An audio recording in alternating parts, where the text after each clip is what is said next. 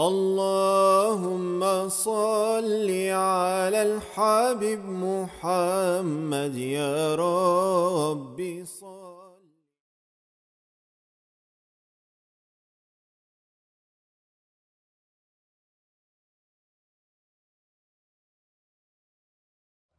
I think it's more. I don't expect people to have some profound knowledge of Hadith. I mean, I think the bigger problem is that they need to know kind of just general rules about how to like kind of filter things they hear.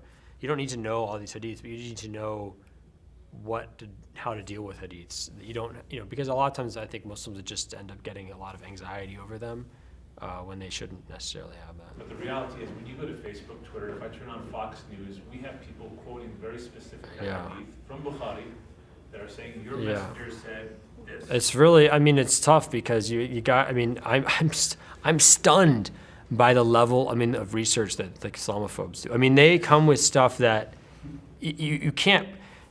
First of all, you have lots of hadiths that are totally unreliable, and Muslims are being held accountable for that.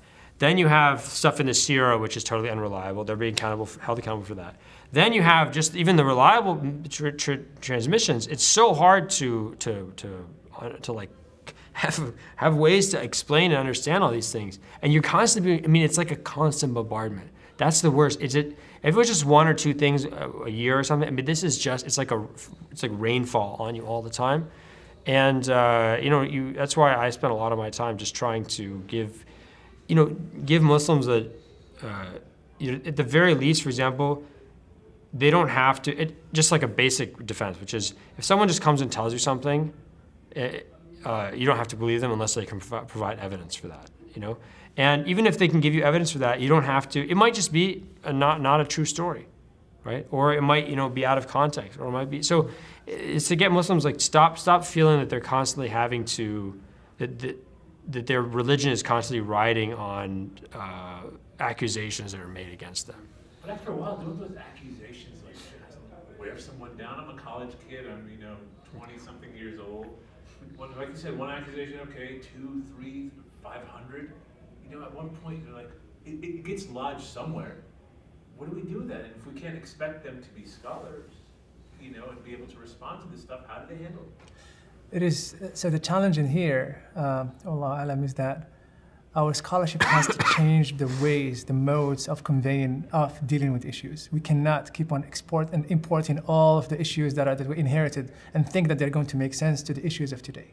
So we have to sharpen our language. We have to sharpen our argument. We have to, as I said, open up the windows of our tradition to acquire conceptual modes of thinking that allow us to counter all of that. To give you an example, So, as I said, yes, people are bombarded with all of this, but we need to equip them. So, it's just an example. We in the 90s have this movement that happened in India.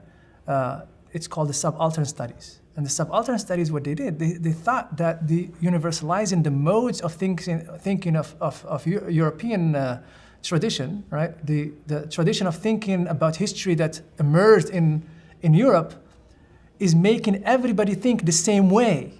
They're universalizing those modes of thinking, and in that way, there is a hegemony of liberal modes of thinking. So to give an example, so when you take the hadith of the Prophet ﷺ, this hadith for example, and you want to understand them with the sensitivities of today, what are you doing? So are the sensitivities of today universal? They're not. These are the sensitivity of today related to the age of marriage, for example, are modern things. These are the construct of our society right now. These are the construct of modern, Western, secularist society that lived the experience of the human rights, lived the experience of the World War I, World War II, the Enlightenment, and all of this are produced modes of thinking that are so local. But because of the hegemony of modernity, they become universalized. So now we have to read our history through them. You understand what I mean? So now my sensitivities are, I have to make them align with the sensitivities of a European. I don't. Yeah, I You mean, that's understand what I one, mean? So that's one thing. one of the things is, I mean, that's one I spent a lot of my time with trying to convey to people that it's the better defense is not necessarily to teach them everything about the Islamic tradition, but just to teach them, because the idea is here's the thing from the Islamic tradition, and we're comparing it to the way things really should be, right?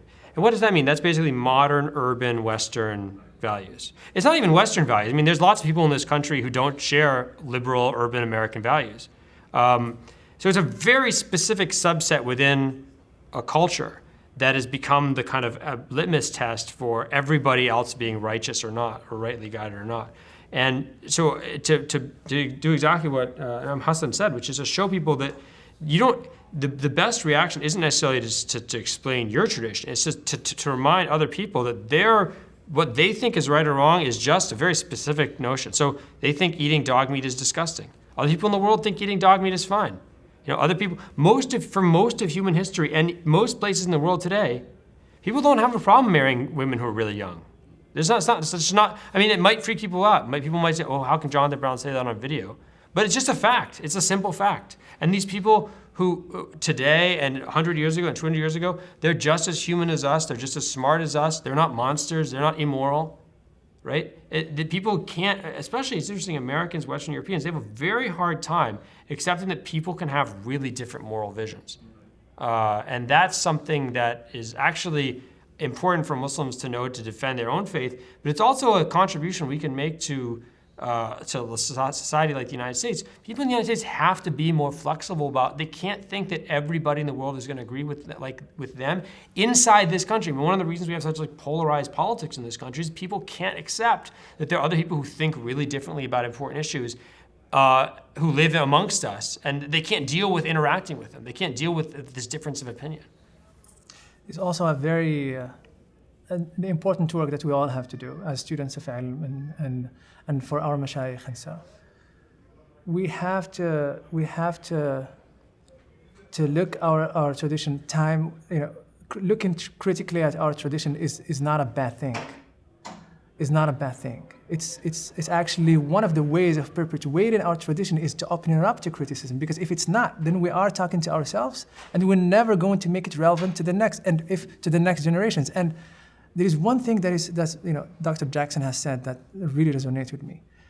The demise of a tradition that never happened because of persecution, or rarely happened in history because of a persecution, rarely. What really the danger for us and for our tradition at this time is the apathy that is born out of irrelevance. So when you're irrelevant, you're not convincing even the people around you. And unless we look at our tradition critically, we're not going to be doing that. To give you an example. So we have to look at concept that made us who we are. The concept of khilafah that we talked about today, for example, we have to look at that critically. We have to look at the issue of slavery that is all over the books of fiqh. The issue of, so a hadith in Sahih Bukhari, for example, that I don't believe that Sayyidah Aisha married at 9. I don't believe that. I'm not saying that because I have some liberal sensitivities and I appease them. No, because even within the tradition, there were opinions that said different ways. So that became, for whatever reason, became the orthodox view.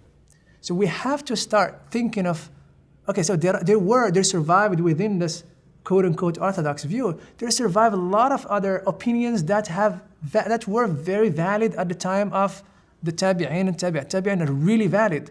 But they were not adopted, but still in the books, right? So we have to start thinking, we have to start looking at our tradition that doesn't mean that we have to throw every single thing no. It is our responsibility to hand on the torch to the next generation in the most beautiful way. And there is no tradition that you can put in a bottle and put a crock on it and put it in a time capsule. It can never do that, right? So we have to open it up in a way. It's like here it is, and if we struggle with things, That's how theology is born. That the best theology comes when we struggle explaining things, and we should not be afraid of that. We should not be the people who have answers for every single thing. It's just